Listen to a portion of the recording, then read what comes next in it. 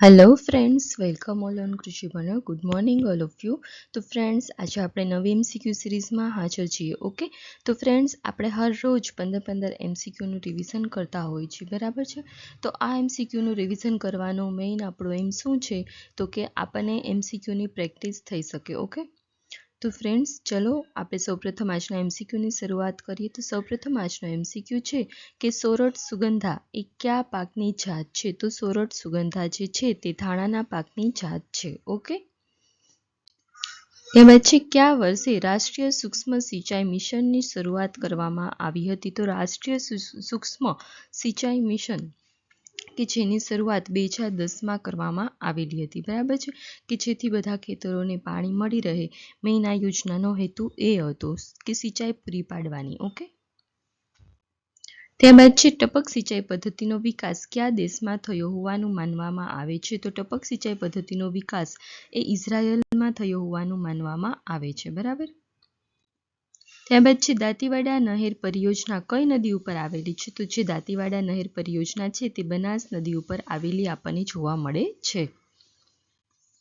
ત્યારબાદ છે સૌની યોજનાની શરૂઆત ક્યારે કરવામાં આવેલી હતી? તો આ સૌની યોજના દ્વારા આપણને ખ્યાલ છે સૌરાષ્ટ્ર વિસ્તાર જે છે એને પાણી પૂરું મળી રહે સિંચાઈ માટેનું, એના માટેની શરૂઆત થઈ હતી અને જેની શરૂઆત 30 ઓગસ્ટ 2016ના રોજ કરવામાં આવેલી હતી. ઓકે, ત્યારબાદ છે ડાંગરના પાકમાં કયું નીંદણ જોવા મળે છે? તો ડાંગરના પાકમાં આપણને સામો જોવા મળતું હોય છે, કે સામો કે જે નીંદણ એક છે. ઓકે, ત્યારબાદ છે પાકમાં સૌથી વધુ નુકસાન કોના દ્વારા થતું હોય છે? તો પાકમાં આપણને સામાન્ય રીતે મોલો છે, પતંગિયો છે, ઈયળ છે, નીંદણ છે, બધા દ્વારા નુકસાન થતું જોવા મળે છે. આના સિવાય ઘણા રોગો છે, જીવાતો છે, અથવા તો ઉંદર છે, એના દ્વારા આપણને પાકમાં નુકસાન થતું જોવા મળે છે. પરંતુ અહીંયા આપણા જો એમસીક્યુમાં વાત કરીએ, જે ઓપ્શન આપેલા છે કે મોલો, પતંગિયું, ઈયળ અને નીંદણ, તો સૌથી વધુ આપણે કહી શકીએ કે નીંદણ દ્વારા પાકમાં નુકસાન થતું હોય છે. અને એક રિપોર્ટ અનુસાર મેં રિસેન્ટલી થોડો ટાઈમ પહેલાં જ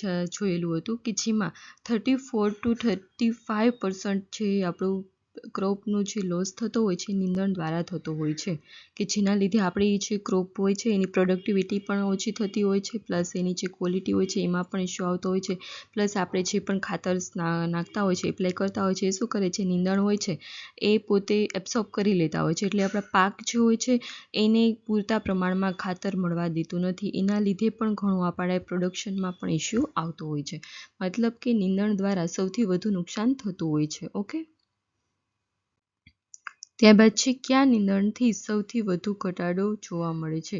મતલબ કેવું એવું નીંદણ છે કે જેના દ્વારા કયા પાકમાં સૌથી વધુ ઘટાડો જોવા મળે છે ઉત્પાદનમાં? તો જીરા દ્વારા. ઓકે, જીરાનો જે પાક છે એમાં જો નીંદણ આવી જાય વધારે પડતું, તો એના લીધે એના જે ઉત્પાદનમાં ઘટાડો આપણને સૌથી વધુ જોવા મળે છે. ત્યારબાદ છે કોઈ પણ પાકની વાવણી કે રોપણીની પહેલા જે જમીન હોય છે એના ઉપરના સ્તર પર નીંદણનાશકોનો આપણે છંટકાવ કરતા હોય છે. અને આ જે છંટકાવ કરતા હોય તો તેને આપણે શું કહેવામાં આવે છે? તો કોઈ પણ આપણે પાક વાવીએ છીએ, બરાબર છે, એની પહેલાં જમીન જે આપણને કોરી હોય છે, પટ હોય છે જમીનનો છે, એમાં આપણે નીંદણનાશકોનો છંટકાવ કરીએ છીએ. શા માટે છંટકાવ કરીએ છીએ એ નીંદણનાશકોનો? તો કે એ નીંદણ હોય છે એ આપણે પાક વાવી લઈએ પછી એનો ઉપદ્રવ થાય નહીં, એટલા માટે આપણે પહેલાં જ શરૂઆતથી જ નીંદણને ઓછું કરવા માટે, નીંદણ છે એને ડામવા માટે આપણે યુઝ કરતા હોય છે નીંદણનાશકોનો. અને એ જ નીંદણનાશકો હોય છે એને આપણે પ્રી પ્લાન્ટ તરીકે ઓળખતા હોય છે. ઓકે, ત્યારબાદ છે પાકના મુખ્ય દુશ્મનો કોણ છે? તો આપણે અગાઉ પણ વાત કરીએ એમ પાકના મુખ્ય દુશ્મનોની જો વાત કરવામાં આવે તો નીંદણ છે, જીવાત છે, રોગ છે અને ઉંદર પણ છે, કે જે પાકના મુખ્ય દુશ્મનોમાં તેનો સમાવેશ થતો હોય છે. ત્યારબાદ છે રાષ્ટ્રીય સંશોધન કેન્દ્ર ક્યાં આવેલું છે? તો રાષ્ટ્રીય નીંદણ સંશોધન કેન્દ્ર કે નીંદણ માટેનું જે સંશોધન કેન્દ્ર છે એ ક્યાં આવેલું છે? તો જબલપુર મધ્યપ્રદેશમાં નીંદણ માટેનું સંશોધન કેન્દ્ર કે જે રાષ્ટ્રીય લેવલનું છે તે ત્યાં આવેલું છે. ઓકે, ત્યાર પછી વાકુંભા એ કયા પાકમાં જોવા મળે છે? તો વાકુંભા જે છે, જે નીંદણ છે એ આપણને રાઈના પાકમાં જોવા મળતું હોય છે. ત્યારબાદ છે સાયપર રોટન્ડસ, એ કયા નીંદણનું વૈજ્ઞાનિક નામ છે? તો સાયપર રોટન્ડસ જે છે તે ચીઢો કે જેનું વૈજ્ઞાનિક નામ છે. ત્યારબાદ છે ખેતરમાં પાક કે નીંદણનો ઉગાવ થયેલો હોય અને ઉગેલ પાક કે નીંદણનાશકોનો છંટકાવ કરવામાં આવે તો તેને આપણે શું કહેવામાં આવે છે? તો તેને આપણે પોસ્ટ ઇમર્જન્સ કહેવામાં આવે છે. એટલે કે પાક અને નીંદણ છે એ ઉગી ગયું હોય પછી આપણે જે છંટકાવ કરીએ છીએ એને આપણે પોસ્ટ ઇમર્જન્સ તરીકે ઓળખતા હોય છે. બરાબર છે.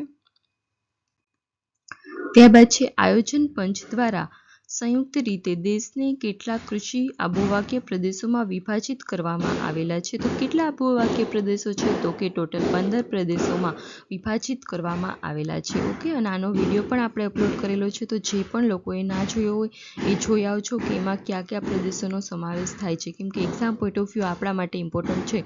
ઘણી વખત એક્ઝામમાં પૂછાઈ શકે છે કે આ પ્રદેશ છે એ આપણા કૃષિ આબોહવાકીય પ્રદેશોમાં સમાવેશ થાય છે કે નથી થતું. તો જો આપણને હરેક પ્રદેશની ખ્યાલ હોય તો આપણે એનો આન્સર વ્યવસ્થિત રીતે આપી શકતા હોય છે. ઓકે, તો ફ્રેન્ડ્સ, આજનો આપણો MCQ સિરીઝ છે અહીં ખતમ થાય છે. ફરી આપણે મળીશું નવા MCQ સાથે અને નવા લેક્ચર સાથે. ત્યાં સુધી તમે આપણી ચેનલ જે છે કૃષિ ભંડોળ એને લાઇક કરો, શેર કરો અને સબસ્ક્રાઈબ કરો. Okay, thank you.